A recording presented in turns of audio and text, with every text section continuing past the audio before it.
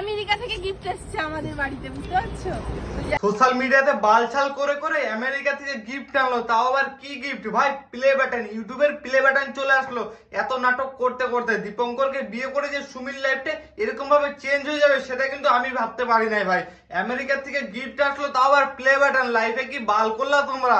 তোমরাও করো দুটা তিনটা বিয়ে, দেখবা তোমাদেরও প্লে বাটন আসবে অনেক। মানে আজকে এতটাই খুশি বলা। এরা দুই সতীন মিলে যা খুশি হচ্ছে, বিশ্বাস করে আমি জীবনে দেখি না এদের মুখে এতটা হাসি। দীপঙ্করকে বিয়ে করার পরে হয়তো সুমির কপালে এতটা হাসি ছিল না যতটা প্লে বাটনটা আসার পরে।